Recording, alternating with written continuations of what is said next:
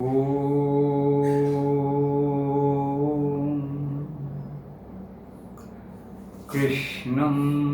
वंदे जगद्गुरुं।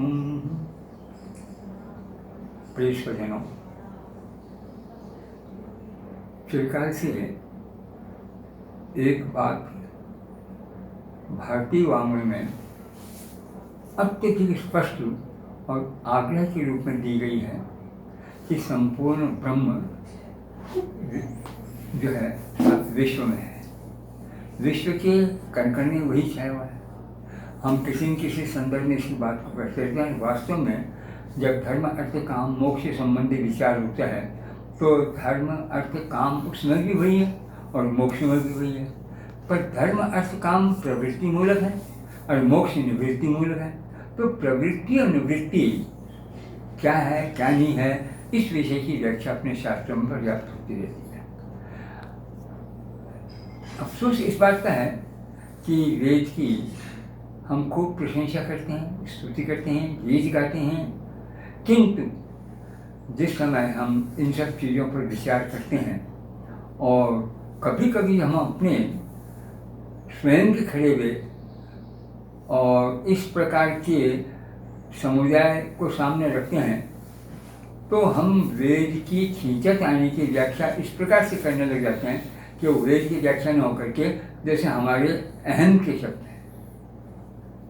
छोटी सी बात है जिसे मैं कहना चाह रहा हूँ कि भगवान बादरायण, जिसे लोग वेदव्यास समझते हैं, नहीं है, इनसे पूर्व के व्यक्ति हैं बादरायण वेदव्यास से। इन्होंने इसी ब्रह्म के विषय को लेकर के और संपूर्ण वैदिक वाङ्मय का मंथन करते हुए एक छोटे से ग्रंथ की रचना की है जिसका नाम है ब्रह्मसूत्र। उस ब्रह्मसूत्र की व्याख्या अत्यंत प्राचीन काल से चली आ रही है, पर कम से कम 2500 वर्ष तक हम भी जानते हैं कि भगवान आद्य शंकराचार्य की व्याख्या, आद्य शंकराचार्य ने अनेक व्याख्याकारों का उसने नाम भी लिया। तो और उसके बाद में व्याख्या की है। तो शंकर जैसा मैंने देखा उसमें एक अक्षर भी वेद के विचार से नहीं हटे हैं और विशुद्ध रूप से कि सारा संसार ब्रह्म ही है, ब्रह्म से भिन्न कुछ नहीं है, इस बात को कहा। हम लोगों ने इसको भी एक शास्त्रार्थ का विषय बना लिया और शंकर के इसी भाष्य का अलग संप्रदाय के आचार्यों ने भयंकर रूप से खंडन करना जैसे अपने जीवन का सबसे बड़ा लक्ष्य मान लिया। इसी प्रकार से और आगे बढ़ते हैं इस युग में तो ऋषि दयानंद आते हैं। वो हमें एक बात ही कहना चाह रहे हैं और ज़बरदस्त कहना चाह रहे हैं कि आप वेद को जबरदस्त मुट्ठी में पकड़िए, किसी भी स्थिति में शिथिलता न आए और आप वेद से दूर ना हो। वो भी खूब जोर देते हैं और उन्होंने अपने जीवन का एक एक क्षण केवल इसी प्रकार की साधना में लगाते हुए संपूर्ण देश में कुछ ही वर्षों में और अपने विचारों को सामने दिया। उसकी विचारिक परंपरा पर भी हम देखते हैं आर्य समाज जैसा यहाँ पर भी कुछ ऐसी बातें आ जाती हैं कि हम वेद को भूल जाते हैं और नाना प्रकार के दूसरे विषयांतरों को लेकर के परस्पर शास्त्रार्थ कर लेते हैं। अगर ये 50-60 साल हमारे इस प्रकार के शास्त्रार्थ में न निकलते और मिलजुल करके हम वेद की दृष्टि पर देखते तो ऋषि दयानंद के मार्ग से हम वेद के एक अलौकिक प्रकाश को प्राप्त करते होते। तो ऋषि पंचमी के दिवस मैंने ये कहा था कि हमें बहुत सुंदर अवसर मिलता है तो साल में एक बार हम इस पंचमी को मना करके और अपने पूर्वज ऋषियों के प्रति कुछ न कुछ अपने सारे के सारे जो हम उनके ऋण से बिल्कुल ऋणी हैं उसको दूर करने की चेष्टा करें और इस प्रकार की साधना में लगाएं। तो सामान्यतः लगते जाते हैं पर ऋषियों की अपना कोई संख्या नहीं है। कितने ऋषि हैं, किन किन ऋषियों को देखें हम तो वहाँ उस व्यक्तियों ने, हमारे कुछ पूर्वजों ने वहाँ सप्तर्षि शब्द दे दिया। बस सप्तर्षि, चलो बात समाप्त हो गई कि हजारों ऋषियों में से हमने सप्तर्षियों को गिन लिया। पर सप्तर्षियों को हम देखेंगे तो बड़ी विकर्षण उस विषय पर हमें आगे कभी विचार करने के लिए देखना पड़ेगा कि देखिए अपने सप्तर्षि चार भाग हैं, पूर्व पश्चिम उत्तर दक्षिण, चारों दिशाओं में सप्तर्षि है। तो चार जोड़े से सप्तर्षियों की और एक वेद मंत्र है जिसको प्राय मैं कहता रहता हूँ, यह कि सप्त ऋषय प्रणहिता शरीर, हमारे शरीर में 7 ऋषि दिए गए हैं।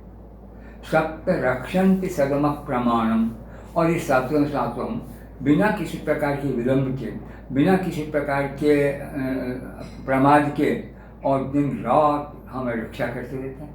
तो वो 7 ऋषि, अब निश्चित है जिस वशिष्ठ, विश्वामित्र आदियों का हम नाम लेते हैं और जो हमारे आद्यतम ऋषियों में माने जाते हैं, श्रेष्ठ ऋषियों माने जाते हैं, वो भी शरीर के अंदर नहीं जाएंगे। पर जब हम ब्राह्मणों को देखते हैं, जब शतपथ ब्राह्मण को लीजिए कि तैतरीय ब्राह्मण को ले, किसी ब्राह्मण ले, उन्होंने कुछ इसी प्रकार की व्याख्या की है कि 7 मूल ऋषि आपके शरीर में, उनके नाम भी यही हैं। तो उन ऋषियों को इन ऋषियों से पृथक करके हम देखें, यह हमारे समाज ने शायद भुला दिया था। तो ऋषि पंचमी को हम अगर इस प्रकार का आयोजन करें कि ऋषियों की भिन्न भिन्न, अब सामान्य क्या देखिए आप कि मोटे तौर पर हम देखते हैं कौन है ब्रह्मर्षि, कौन है राजर्षि। अब ब्रह्मर्षि का मतलब जो ब्राह्मण ऋषि है, क्या वेद पढ़ने के नाम लेने मात्र से, और क्या वस्तुतः ब्राह्मण नाम का जो वर्ण है इसका हम केवल पैदा हो गए हैं, इसी से हम वस्तुतः ऋषि हो गए। मेरे को हम तो ब्राह्मण ही नहीं, ऋषि कहाँ से होंगे? इसी प्रकार से राजर्षि कहा गया। राजर्षि के लोग समझते हैं कि ये राजा, राजपूत, क्षत्रिय हैं, ये भी कोई ऋषि। हम मानते हैं क्षत्रिय ऋषि हैं, उन्होंने हमें अनेक शास्त्रों के अत्यंत सुंदर मार्ग दिए हैं, हमें दीक्षा दी है, अर्थ समझाया। पर यहाँ उसका अर्थ वो नहीं, यह भी एक बड़ा रूढ़ शब्द है और जो हमारे इतिहास के पहलू पर बड़ा जोर डालता है कि सूर्य और चंद्र वर्ष में अधिकांश ऐसे राजा पैदा हुए हैं जो अपने संपूर्ण राज्य शासन को सही ढंग से करते हुए, प्रजा को अपने पुत्र की तरह से पालते हुए, अपने प्राणों की दिन रात आहुति देने का बराबर विश्वास करते हुए और ऐसा ही प्रण लिए हुए वो जो चलते हैं, उस वंश के सारे लोगों को राजर्षि कहा। इसमें मतलब केवल क्षत्रिय होना मात्र राजर्षि नहीं। और हम अगर आगे चल के देखते हैं, भगवान राम को भी इस बात का पालन करते मान, जब वो अब केवट के द्वारा बैठकर गंगा पार करने जा रहे हैं, तो रास्ते जब नाव प्रारंभ हो जाती है तो उन्होंने वेद मंत्रों जब शुरू कर दिया। वहाँ पर भगवान वाल्मीकि स्पष्ट कहते हैं, ब्रह्मवत क्षत्रवत चैव दजापाहितमात्मा।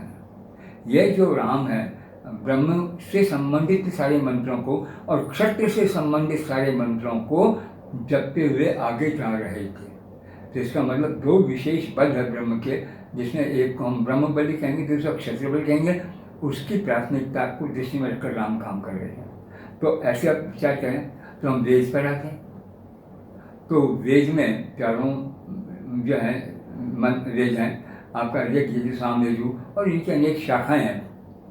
इनमें भी प्रत्येक मंत्र के आगे या प्रत्येक सूक्त के आगे वो दिखाया जाता है और बताया जाता है कि अमुक तो इस सूक्त का या मंत्र का ऋषि है और अमुक इसमें देवता है और अमुक अमुक छंद है। यहाँ तक शास्त्र कहते हैं कि अगर कोई व्यक्ति ऋषि, देवता और छंद, इन तीनों का ध्यान नहीं रखता है और वेद मंत्र पढ़ता है, तो उसका वेद मंत्र पढ़ना बिल्कुल व्यर्थ हो जाता है, कोई अर्थ ही नहीं निकलता। क्या हम इस बात का ध्यान देते हैं? अब ऋषि क्या है, देवता क्या है और छंद क्या है?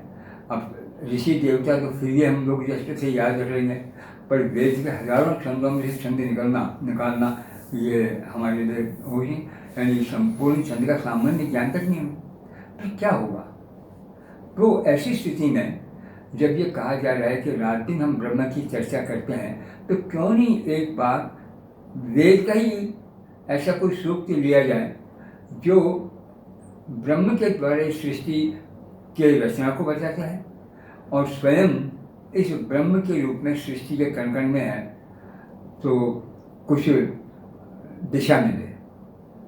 तो ये सोचकर मैं सोचा कौन सा वेद लिया जाए। तो भी आपको मैंने कुछ देर पहले चर्चा की, वेद में सबसे पहले ढूंढना होता है ऋषि और फिर देखना पड़ता है देवता। तो मुझे संपूर्ण ऋग्वेद में एक ही सूक्त मिला है और उसको हम देवता के नाम पर बोला करते हैं, पुरुष सूक्त। पुरुष सूक्त है वो, उसका ऋषि है नारायण। तो नारायण ऋषि और पुरुष सूक्त ये, और ये कोई बहुत बड़ा भारी सूक्त नहीं है, केवल 16 मंत्र है। तो मैंने सोचा क्यों नहीं इसी पर हम विचार प्रारंभ करें। अब सबसे पहला प्रश्न है कि नारायण कौन है? हम जिन ऋषियों को वेद में बोलते हैं, क्या हम उनके विषय में जानने की चेष्टा करते हैं क्या? कम ने विचार किया क्या कि इस ऋषि क्या वैशिष्ट्य था इसका, जो वेद के इस मंत्र के साथ तो उसका सदा सदा के लिए नाम जुड़ ही गया है, किंतु जीवन के अन्य पहलुओं में भी इन ऋषि के प्रति बड़ी श्रद्धा दिखाई गई है। तो ऋषियों की श्रद्धा को, ऋषियों के द्वारा जीवन भर के काम को, ऋषियों की स्वयं की जीवन पद्धति को, इनको ही हम देख कर चलते हैं, तो हमें लगता है कि हम वेद पर जाएंगे तो कुछ करेंगे। आज बड़े दुर्भाग्य के साथ कहना पड़ता है कि वेद के विद्वान जो विशुद्ध रूप से वेद का अध्ययन अध्यापन ही करने के लिए हैं, और वो तक ही नहीं जानते हैं कि आखिर में वेद क्यों पढ़ें। क्या वेद के सारे विचारों को समाज को दे करके और हम रास्ता नहीं दिखा सकते हैं? सारी वेद को पढ़ने ही, अब आप अकेले ऋग्वेद में भी है 10,000 के लगभग मंत्र है, और फिर चारों वेदों के मंत्रों की संख्या में बहुत बड़ी हो जाती है। तो इसको पढ़ के कब तो पूरा करेंगे और कब लेंगे? आज तो हमारे देश की दशा हो गई है कि लोग ऐसा 12 वर्ष से व्याकरण ही लग जाते हैं, ठीक है, व्याकरण 12 वर्ष। और व्याकरण क्या है? हमारे वेद के जो अंग हैं 6, उनमें 1 है, तो शेष 5 अंग को देख लो। तो अगर 12×5 = 60 भी करें और नहीं पूरी करें कि 12×6 = 72, तो 72 वर्ष केवल इन अंगों में ही लगा जाए, और तो फिर हम जीवन को कब बनाएंगे? और जीवन की जो वास्तविक चेतना है वो विशुद्ध बाल्यकाल से पैदा होती है, वो कहाँ से आएगी? तो वस्तुतः वेद को किस प्रकार से पकड़ना चाहिए? मनु के यही शब्द है, केवल वेद का अध्ययन और वैदिक कर्म योग की उपासना, यही मनुष्य का एक जीवन भर का लक्ष्य है। और सारी कामनाओं की अपेक्षा इसको प्राथमिकता दे करके और इसको पकड़ के जीवन को, तो इसी दृष्टि से मैंने चाहा कि मालूम करूँ मैं कि नारायण कौन है। अब पता चला कि एक नारायण नाम से तुम परिचित हैं, जिसमें जोड़े की दृष्टि से 2 एक साथ जुड़े हैं, नर और नारायण। और वो है हमारे यहाँ भारतीय भूमि में, जो जिसे हम बद्रीनाथ जी का आश्रम बोलते हैं, वहाँ है। और ये गंधमादन पर्वत भारत में ही है।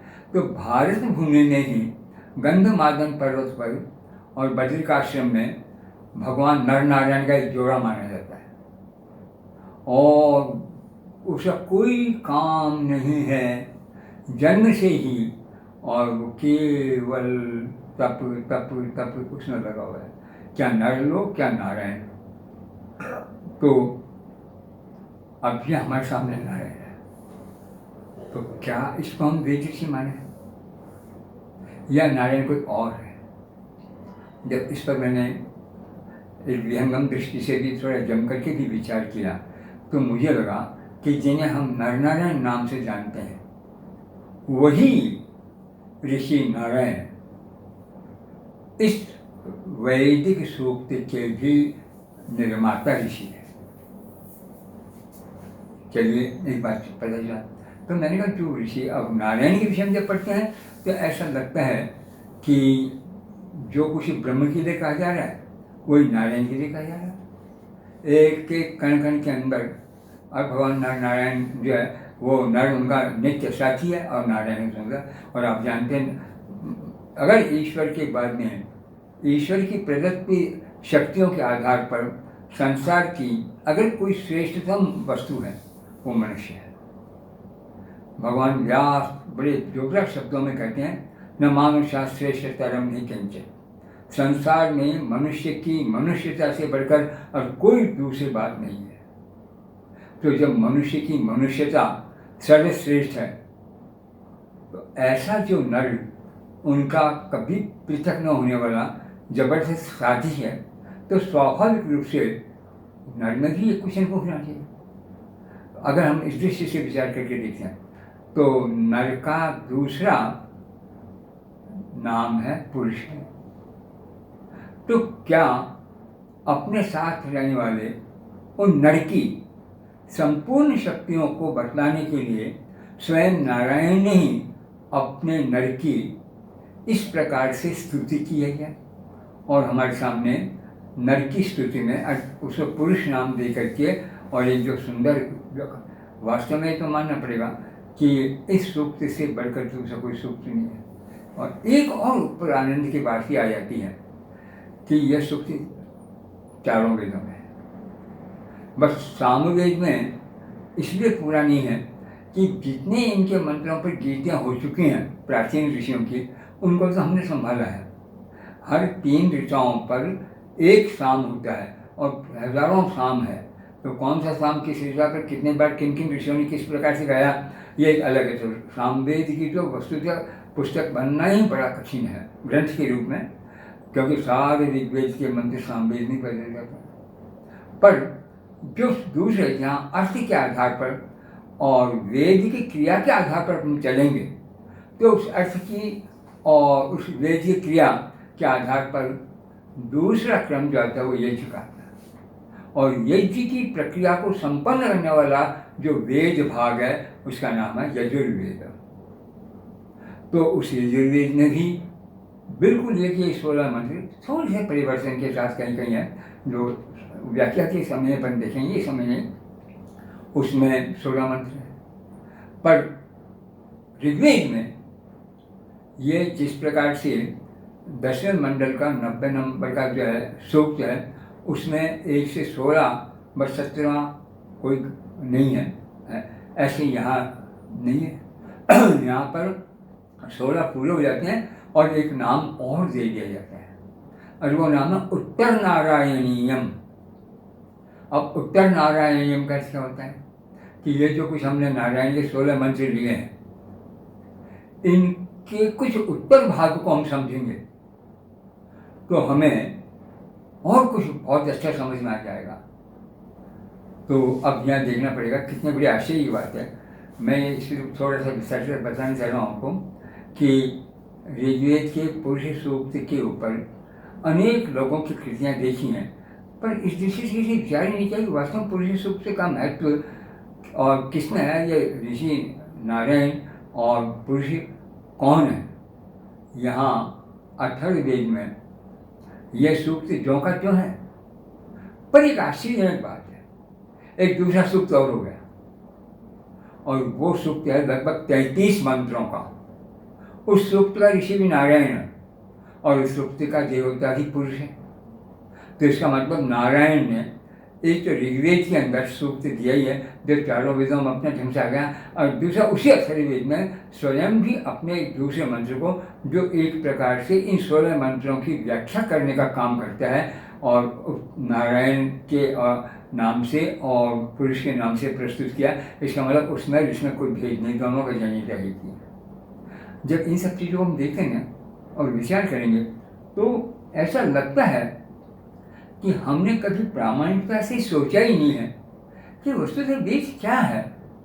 अब आप सोचिए, जो कहते हैं बिल्कुल एक अक्षर भी वेद में इधर से उधर नहीं होना चाहिए, तो मैं जब इन चारों जो है वेदों के आधार पर आपके सामने पुरुष सूक्त के मंत्रों को रखूँगा तो आप देखेंगे कि प्रथम मंत्र नहीं शुरू हो गया है सहस्र शीर्षा पुरुष सहस्राक्ष सहस्रपाद स भूमिम, और वहाँ स्मृत्वा शब्द आगे वेद मंत्रों में जाकर के ये स्मृत्वा शब्द नहीं है और बल्कि वो आ गया है, यहाँ तो है विश्वतः स्पृष्ट्वा। अब कहाँ स्पृश धातु और कहाँ उसको संस्पृश्य करना, और फिर कहाँ अत्यतिष्ठत दशांगुलम, और उससे 10 अंगुल ऊपर भी है। अब 10 अंगुल के लोग नया नया अर्थ ले लेते हैं। आप सोचिए 10 अंगुल किस चीज़ को बता रहा है? अंगुल क्या है और अंगुल को हम किस रूप में मापने लेते हैं, तो आप देखें कि कहीं नापने नूपने में चीज़ों की लंबाई चौड़ाई चौक देखने के लिए जो नाप की इकाई वो अंगुली है। तो 10 अंगुली के उस नापने वाले भाव को लेकर हमने उसको 10 अंगुल कहा है। अब 10 अंगुलियाँ क्या है? अब इसके अनेक अर्थ हैं और एक एक शब्द के कई अर्थ हैं और उस अर्थ की दृष्टि से उनके नाना प्रकार की व्युत्पत्तियाँ हैं और नाना प्रकार के निर्वचन हैं। और ये नाना प्रकार के निर्वचनों को हम नहीं समझेंगे तब तक वेद वेदांग वाली बात का जोड़ा ही नहीं। और जिस किसी प्राचीन महापुरुष के विषय में आप कहेंगे सबके लिए एक ही शब्द आता है, भगवान राम के लिए आ रहा है बार बार, वेद वेदांग तत्वज्ञ। वेद और वेदांग का, और कृष्ण तो यहाँ तक कहते हैं कि ये जो ऋग्वेद है, यजुर्वेद है, सामवेद है, वो सब कुछ मैं ही हूँ। जब वेद को इतना ऊंचा दर्जा इन महापुरुषों के द्वारा इस प्रकार से दिया गया है तो वेद वेदांग तत्व का अर्थ हमें समझना ही पड़ेगा। केवल व्याकरण के दृष्टि से हम कर लें और मंचा अर्थ कर लें कुछ भी, ये मैं समय यहाँ पर इस विषय को बताऊँगा कि व्याकरण का निरूपण का कितना बड़ा महत्व है। जब एक एक मंत्र को लेकर हम अर्थ करने की दृष्टि से चलेंगे तो इस दृष्टि से 2 पुरुष सूक्त भगवान नारायण के अपनी कृति के रूप में 2 वेदों में आ गए, प्रारंभ का ऋग्वेद और अंतिम अथर्ववेद। अथर्ववेद ब्रह्मा का वेद कहलाता है और ब्रह्मा वो है जो हमारे सारे यज्ञों को पूरे करने वाला है। अब इस ब्रह्मा के विषय में आप सोचिए, वेद ब्रह्मा के लिए क्या करता है? हमारे और दूसरे ग्रंथ रामायण महाभारत वगैरह ये ब्रह्मा के लिए क्या करते हैं?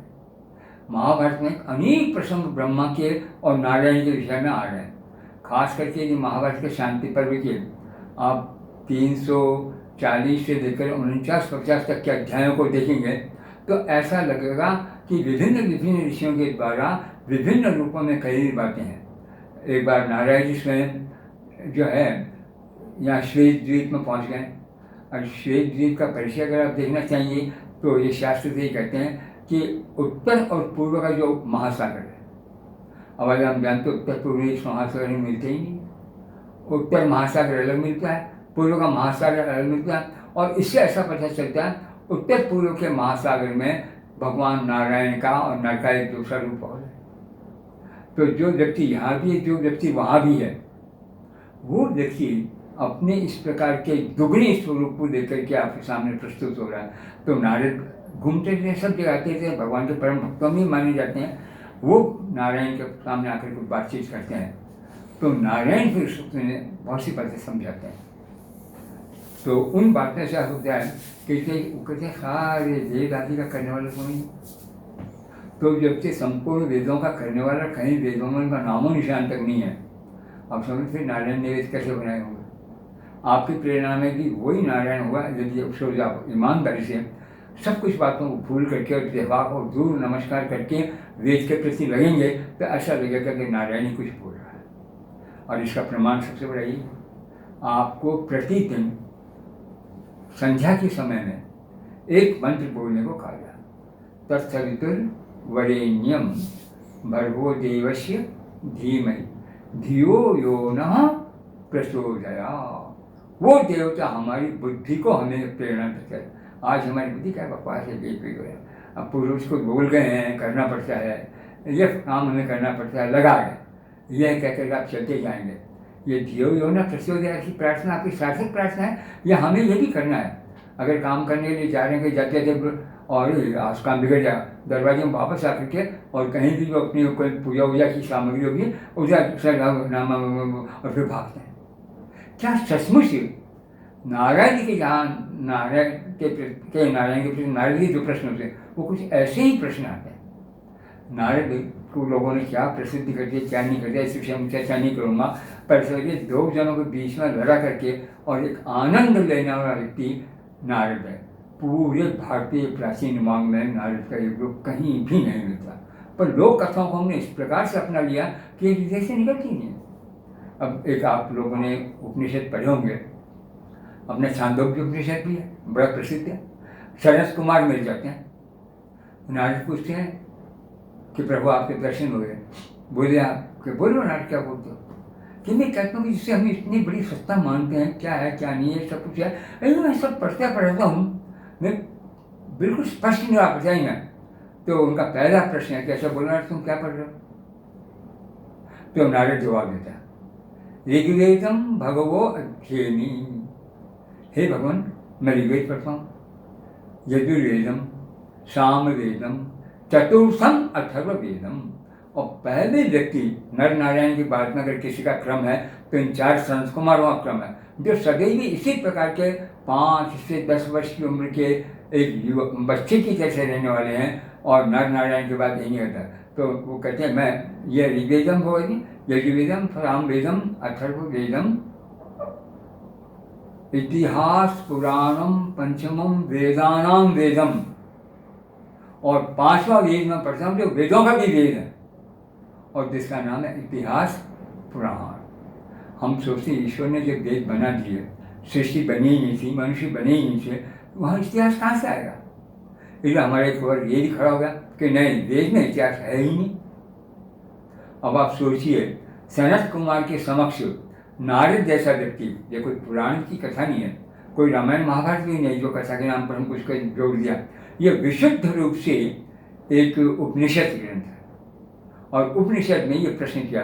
अब इसके बाद में फिर वो जो गणना करते हैं तो नारद के मुख से करीबन 16-17 विद्याएँ निकल जाती कि भगवान इतना मैं पढ़ता हूँ, पर जिसको जान करके मुझे कुछ करना चाहिए वो मुझे न मिलने से अभी तक मैं और कर नहीं पाते। जब नारद जैसे व्यक्ति इतना गंभीर अध्ययन करके है उसको पाने मिले, तो आज हम लोग केवल वेद की जय जय बोल कर कहाँ से पालेंगे? और क्या एक कर्मकांड का रूप लेकर के, और क्या कक्षाओं में वेद को पढ़ने पढ़ाने का नाम लेकर के, क्या जब भी कोई भी शुभ काम हुआ उठा के बैठ गया, पुरुष को बोल दिया और यजमान का भला हुआ?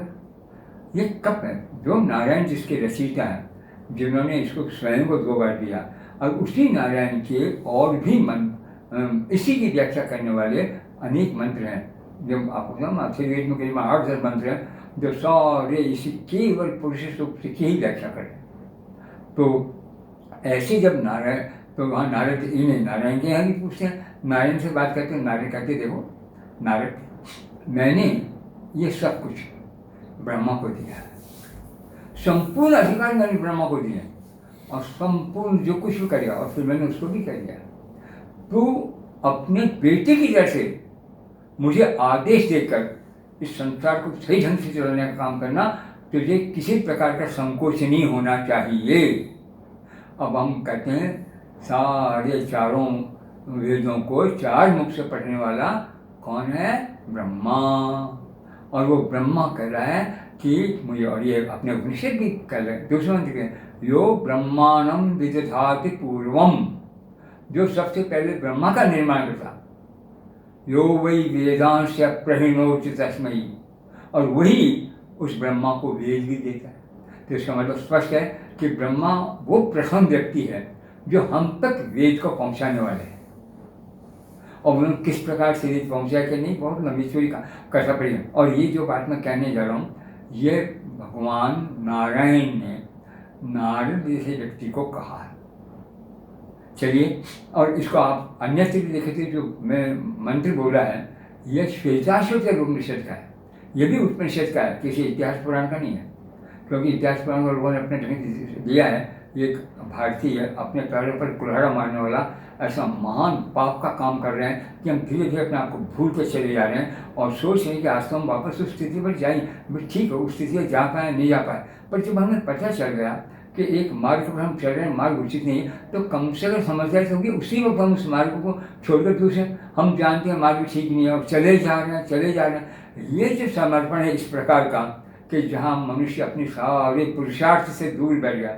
आप देखिए, पुरुष शब्द के 4 ही अर्थ हैं, धर्म, अर्थ, काम, मोक्ष, इसको पुरुषार्थ नाम ही दिया गया। इन पुरुषार्थ को किसने पैदा किया? हमारे जन्म के पहले हमारे 4 पुरुषार्थ लगा दिए गए। तो इस प्रकार से इन पुरुषार्थ आदि के विषय में सारी बातें फिर चलती हैं। तो एक हमारे सामने वक्त नारायण और नारद का संवाद। अब हमारे पृथ्वी के कुछ देवताओं के संवाद सुनिए। महाभारत में यही सारी बातें अर्जुन और कृष्ण बैठ कर करते हैं।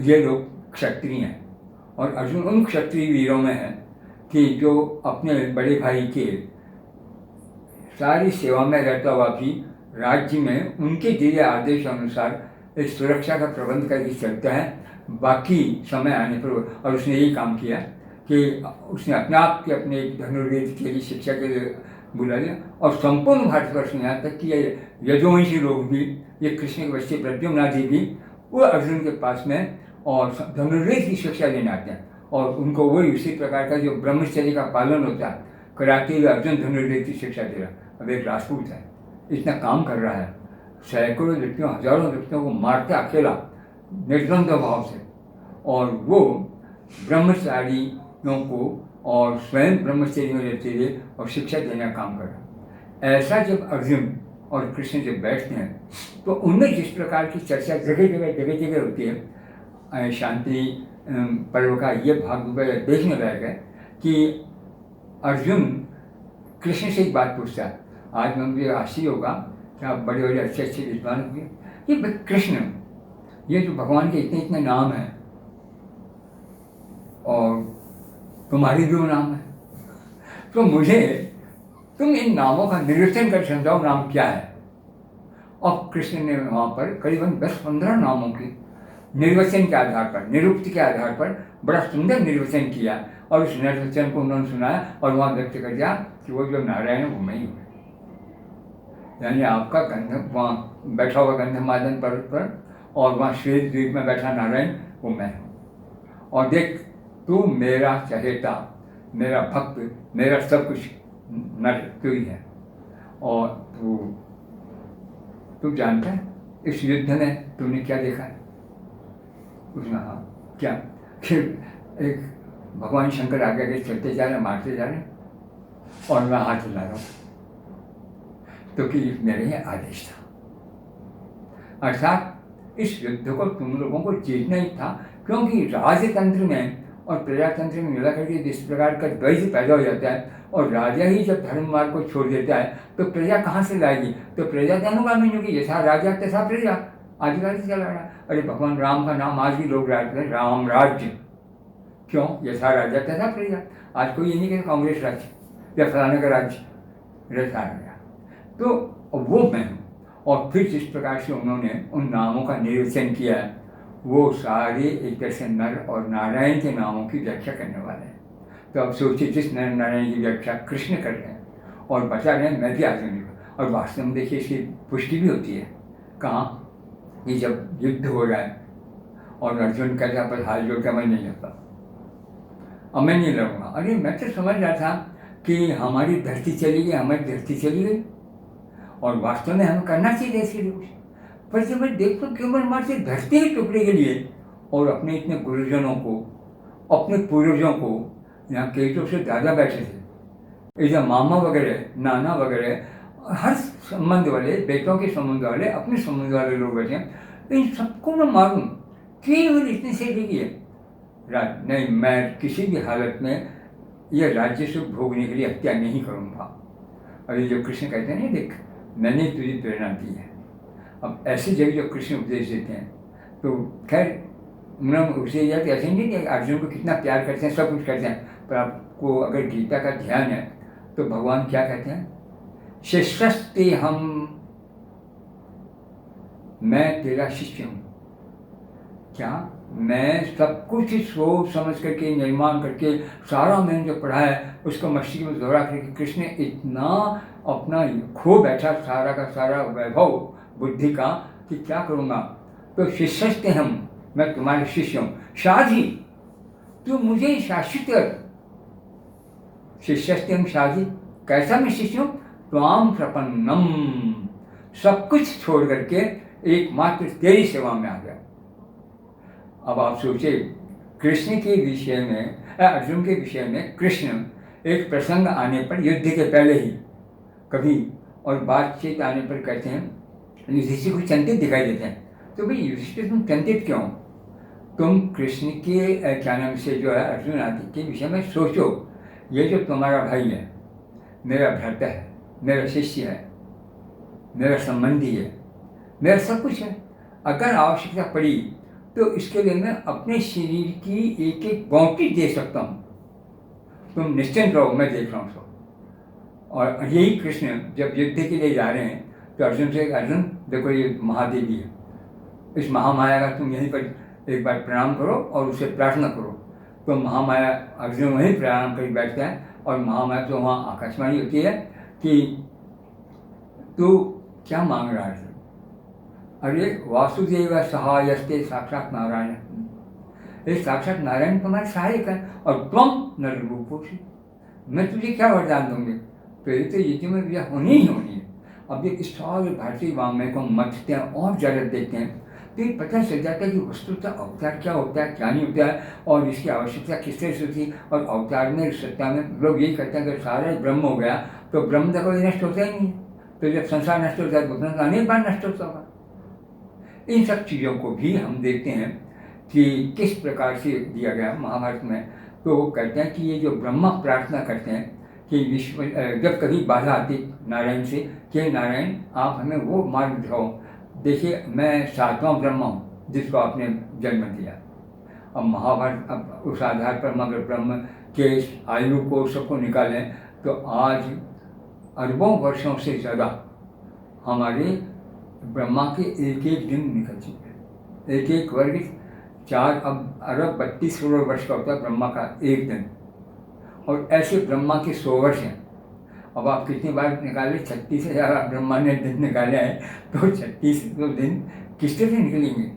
तो आप इन सब चीज़ों को देखेंगे तो जो जगह जगह नारायण नारायण, तो मुझे लगता है कि भगवान नारायण के द्वारा ही और वेद के निर्माण में और इस प्रकार के नर जैसे पुरुष को देने में एक प्रत्यक्ष रूप में और गौण रूप में हम लोगों को ही सहायता देने का सबसे बड़ा काम किया है। और इसलिए ये नारायण ऋषि कहा गया। अब जैसे नारायण ऋषि हैं ऐसे वेद में ब्रह्मा भी ऋषि, वेद में वशिष्ठ भी ऋषि है, वेद में विश्वामित्र भी ऋषि है। अब जब कहाँ नारायण, कहाँ ब्रह्मा और कहाँ इन्हीं के, तो इन ऋषियों को हम देखेंगे तो आप देखेंगे सारे इन्हीं के साथियों में। वाल्मीकि जैसे देखिए महान ऋषि हैं, ये ब्रह्मा के 4-5 पीढ़ी में ही सारे ऋषि। आज वशिष्ठ पता नहीं कितने वर्ष निकल गए, और वशिष्ठ शब्द का अर्थ ही है सब जितने भी वसु हैं देव, उन 8 वसुओं में सर्वश्रेष्ठ निधि रखने वाला व्यक्ति। इसका मतलब कोई वसु नाम की शक्ति है, उसका वो अनुयायी है और उसका प्रतीक है और वो उसे काम कर रहे हैं। तो ये सारी इस प्रकार की जो विचारधारा मैं आपके सामने रख रहा हूँ, ये इसलिए रख रहा हूँ कि वेद का एक एक शब्द हमारे संपूर्ण भारतीय वाङ्मय के द्वारा किस प्रकार व्याख्या किया हुआ है और किस प्रकार उस श्रद्धा को लेकर हम चलें। आज हमारी वो श्रद्धा है क्या? और उस श्रद्धा को हम जब तक प्राप्त नहीं कर सकेंगे, वे समझ सकेंगे क्या? तो एकमात्र पहले पुरुष सूक्त को लेकर हम चलेंगे कि ताकि इसके आधार पर हम अच्छी प्रकार से आपको समझा सकें कि वस्तुतः पुरुष सूक्त क्या है। आप मोटे तौर पर देखेंगे 16 ही मंत्र हैं केवल बड़े, और 16 मंत्र में शुरू के जो 4 मंत्र हैं वो केवल इस पुरुष का स्वरूप बता रहे हैं। वो पुरुष कैसा है कि उसके 4 पाद हैं, और ये संपूर्ण ब्रह्मांड जो आपको दिखाई दे रहा है पृथ्वी पर, इसका एक ही पाद है। अब शेष 3 पाद तो आप लोगों की बुद्धि में समझ आए, वो शक्ति ही अभी तक नहीं है। 4 और वो अमृत पाद है। क्या है? अमृत पाद है। अब आप देखो कहाँ हम और कहाँ अमृत पाद, पर वेद मनुष्य को क्या कहता? श्रीमंत विश्वे अमृतस्य पुत्रा। अरे संपूर्ण विश्व के अमृत पुत्रों सुनो, हम क्या करें? तो वो आपका वो 3 पाद जिसके अमृत हैं, उन पादों का अनुग्रह जिसके ऊपर है वो पुरुष है जो उनके चौथे पाद के माध्यम से पैदा हुआ है। तो आद्यम पाद आदि शब्दों को ऐसा समझें कि जिस मुख होने से ब्राह्मण नाम का जो वर्ग है पता नहीं क्या है, और पाद होने से दूसरा वर्ग किस बात, ये सब हमारी महान मनुष्यों का और इन शास्त्रों को सही ढंग से न देखने का हमारे चातुर्वर्ण को केवल एक रूप जगह, एक रूप, और वो एक रूप क्या है? ब्रह्मा स्वयं भी कहते हैं, वेद भी आएंगे आपको। बाकी विष्णु पुराण में एक जगह आया है कि मैंने 4 वर्णों की इस यज्ञ की पूर्ति के लिए सृष्टि की है। तो जो ब्रह्मा ये कह रहे हैं 4 वर्णों की सृष्टि मैंने, इसलिए इसका मतलब मनुष्य में जो वर्ण विशेष के गुण दिए हैं ब्रह्म के विशेष गुणों के साथ, वो 4 हैं। अब जो इसको चलते रहेंगे वो वर्ण ठीक रहेंगे। और जो इनको भूलते जाएंगे, आगे 50 नाना प्रकार के वर्ग हो गए। यदि कभी संभव आपको इससे संबंध में समझ में आ जाए तो हम इस बात को न भूलें, क्या यज्ञ की रक्षा के लिए चारों वर्ण। अब हम कैसे कह देंगे स्त्रियों का अधिकार नहीं है, हम कैसे कह देंगे शूद्रों का अधिकार नहीं है, हम कैसे कह देंगे उसे अधिकार नहीं है। इसके बिना यज्ञ की पूर्ति नहीं। तो जिस यज्ञ की पूर्ति होती है उस यज्ञ को हमने 4 वर्णों के साथ रखा है। और वर्ण से नीचे गिरने पर मनुष्यों के नाना प्रकार रूप हमारे द्वारा हुए हैं। ये रामायण महाभारत इतिहास के कई पहलू कह रहे हैं, और ये वेद में भी है। मैं आपको बताऊँगा कि हमारा जो यजुर्वेद है, और इसमें कम से कम 45-50 अलग अलग वर्गों के नाम लिए गए। अब उनको आप क्या नाम देंगे? आप जिस काम से आज कर रहे हैं प्रसिद्ध हैं, उसे नाम वहाँ पर वेद में भी। तो क्या वो कुछ सृष्टि का अधिकारी नहीं है? उनको वेद में क्यों गिनाया गया? और इसी यज्ञ के क्षेत्र में यजुर्वेद तो केवल यज्ञ वेद है। तो इन यज्ञ वेद को, वेद के और रूपों को, इन ऋचाओं को, इनके वाक्यों को, इनकी रचनाओं को सबको दृष्टि में रख करके यदि हम इस पर विचार करेंगे, क्या नाम पुरुष सूक्त, तो इस पुरुष सूक्त को हम लेंगे। पर मैं बीच में ये प्रसंग और बता दूँ आपको। पुरुष सूक्त को प्रारंभ करने का विचार करने के साथ साथ ही अगला एक विशेष पर्व आ गया, और वो पर्व है उसको जो लोग रविवार को, अगले रविवार को कुछ आ रहा है, उसके 1 आध दिन पहले दे रहे हैं देश में जा रहा है। तो उस पर भी वो है वेद के इसी के आपके संबंध आदि शिक्षाओं से ही। तो बीच में एक बार उसको लेते हैं और फिर उसको क्रमिक प्रारंभ करेंगे। धन्यवाद।